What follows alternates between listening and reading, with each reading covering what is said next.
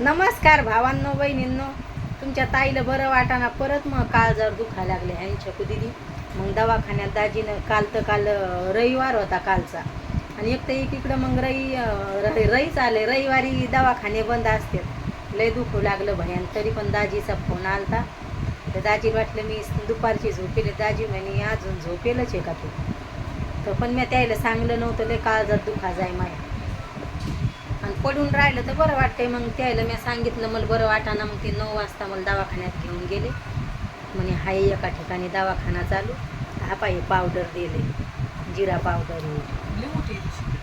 2-3 दिलेत. रात्री एक पेलंय, आता सकाळचं पेलंय. आता गोळ्या औषधी घ्यावं लागेल. हे तर गोळ्या औषधी दिल्यात. मग औषध नाही दिलं, गोळ्या दिल्यात. त्याच्यातल्या आता एक टुका घेतल्यात रात्रीच्या टायमाला. तुमच्या ताईला तसंच व्हायला लागले. पायऱ्या चढल्या ना खाली म्हणजे दुकानात जावं लागतंय. छकू दिदीला काही मी दुकानात पाठवत नाही. मग भैया शाळेत जातोय तर मग मला जावंच लागतंय. 10 पाया गोळ्या केल्यात दवाखान्यात. आता दाजीला तर मी नाहीच म्हणले होते, म्हणलं राहू द्या दवाखान्यात. ते म्हण नाही चाल इथं इथं सूज येते, इथं कधी पण सूज येते. ती पायऱ्या चढल्या खाली जावं लागतंय. मग दुकानात तर मला पायऱ्याशीच तकलीफ आहे. पण मग इकडं कसं आहे पावसात लय बेजाऱ्या होत्यात. मग खालचे घरं असले पाणी भरतंय घरायनं म्हणजे सुरतला लय पाऊस पडतोय. मग मला तीच तकलीफ होती, दुखतंय माया काळजात. आणि एकदमच मी चांगली होते, मी लेकराला चांगली बोलू लागले. मग तरी पण मी छकू दिदीला सांगू लागले, छकू बाळा मला बरं वाटाना. म्हणलं मला काळजात दुखायला लागलं. मम्मी काल तुला इंजेक्शन देत होते ना, मलाच भीती वाटू लागली. तर मग छकू दिदी बाजूला गेली. म्हणजे उजव्या हातात आपल्या हेवढा ना हाती म्हणा, पण असं नसात दिलं ते. तर मग नस पाहिली हाताची, त्या नसात दिलं. तर छकू दिदी म्हणे मला भीती वाटायला लागली. तरी पण मी तुमच्या दाजीला म्हणलं माझ्याजवळच थांबा. म्हणलं डॉक्टर म्हणे टाईम नाही लागत म्हणे इंजेक्शन द्यायला. पण इंजेक्शन दिलं माहीत नाही होऊ दिलं असं इंजेक्शन दिलं. नसात दिलं तर उजव्या हातात इथं लय हात कानारेली सध्या समजा. तर आता ती पट्टी काढून टाकली. मी म्हणलं भांडे घरातले कामं राहिलेत तर मग आता काढून टाकली ती इंजेक्शनाची पट्टी. तर छकू दिदी म्हणे मला भीती वाटायला. छकू दिदीचं घाय पप्पा मा दवाखाना करा तो चेहऱ्याचा. तर तिचे पप्पा म्हणे चेहऱ्याचा म्हणे इथं चेहऱ्याचा नाही म्हणे बाळा डॉक्टर कधी म्हणत नाही म्हणे तू समोरून. पप्पा मी जेवण नाही करत तर मा दवाखाना करा. तर असे म्हणू लागले. आता मुंग्या यायला लागल्यात उजव्या हातात म्हणजे इंजेक्शन दिले त्या हातात. तर मुंग्या यायला लागल्यात म्हणून हातात घेतलाय. मग तिचे पप्पा म्हणू लागले छकू दिदीचे थोडं थांबले होते मी काहून तर माझ्या हाताला मुंग्या येऊ लागल्या. म्हणजे दवाखाना चालूच आहे माय मागं. ते काळजातच दुखतंय काहून दुखतंय काय माहिती आहे ना छकू दिदी. एक ते एक मग सूज आली म्हणून कधी येते म्हणजे अचानकच काल दुखायला लागलं.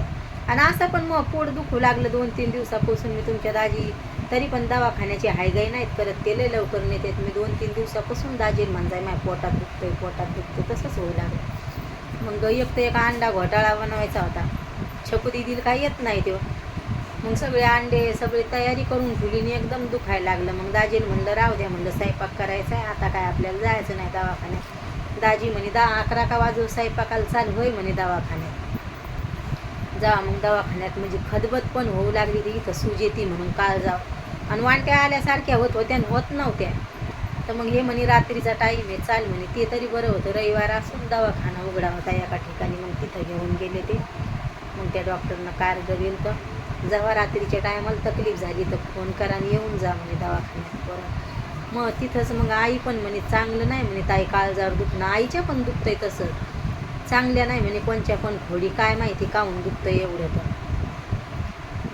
मग रात्रीच्या टायमाला दिदीनं तिच्या भावाला जेवू घातलं. मग पट्टी दिसली एकदम भया आला. तर म्हणे मम्मी काय झालं. म्हणलं काय नाही मला असं झालं तर म्हणलं दुखू लागलं. मग छकू दिदी म्हणे मग यायला 11 वाजले जेवण करायला लेकरायला. मग छकू दिदी म्हणे मम्मी मी भांडे घासू का. म्हणलं नको भांडे नको घासू. म्हणलं राहू दे मी सकाळी बरं वाटल्यावर घासीन म्हणलं. मग बरं वाटलं तुमच्या ताईला तर मग म्हणलं जाऊ दे मी काय भाजीपाला आणायला तरले नाही खाली. मग आलूची भाजी बनवली मसाल्याची आणि 3 भाकरी टाकते बाजऱ्याचा. थोडी मसाल्याची भाजी बनवली आलूची. दाजीला काय आवडत नाही पण दाजीला माहिती आहे बरं नाही तर काय खाली उतरली नाही. पायऱ्या उतरल्या म्हणजे मग मला ठणकते काळजात. थोडासा भात बनवला आणि 3 भाकरी टाकते. आता आपला भैया 12 वाजता येईल तर 11 वाजता त्याला एक भाकर टाकते. छकू दीदीची इच्छा असली त्याच्यासोबत जेवण 2 भाकरी टाकते आणि दाजीला एक बनवून देईन 2 वाजता. म्हणजे गरमच चांगली लागते ती, नाही कडसर लागते बाजरीची. असं झालं तर तुमच्या ताईला. आणि छकू दीदी बनवते बाजरीच्या भाकरी पण मूडवर असलं तर. मग छकू दीदीनं चहा बनवून दिला म्हणे मम्मी खारी खाय. इकडची खारी सुरतची चांगली येते म्हणा. दाजीनं कालच छकू दीदीसाठी एक पाकिट आणून ठेवले, भया काय खात नाही. तर असं झालं तर परत दुखू लागलं. आता छकू दीदी सोबत आहे ना, तर काही दुखायला लागलं तर काही वाटत नाही. म्हणजे छकू दीदी करते म्हणा स्वयंपाक पाणी, पण एवढं काम नाही सोडू वाटत छकू दीदीवर. कपडे सारं काम मग वाटतंय नको असं होतंय. तरी पण ती म्हणे करते म्हणे मी. आता पाऊस सुरू आहे, घरात कपडे आणले टाकले तर परत ऊन पडतंय असं होतंय. आता छकू दीदीने बाल्कनीत वाळू घातली तर पडलं लगेच. आणि त्या बाईच्या वरचं ते कुंड्यातून मातीचं पाणी पडते तर मग वाईट कपड्याला लई डागं पडते. तसं व्हायला लागले. आई पण मला बोलू लागली म्हणे ताई तुला हिडो बुडवायला लागली, हिडो टाका जाय काळजी करून अशी म्हणू लागली आई. तर बरं वाटत नाही तरी तुमच्या ताईने हिडो काढला म्हणून. हिडो कसा वाटतोय नक्की सांगा भावांनो बहिणींनो कमेंटमध्ये. तुमच्या ताईची तब्येत बिघडेलच आहे तरी हिडो काढला. म्हणलं चला आता माझ्या भावाला बहिणी सगळ्याला भेट देऊ द्या म्हणलं चॅनलवर. बाय भावांनो बहिणींनो, भेटते उद्याच्या व्हिडिओमध्ये.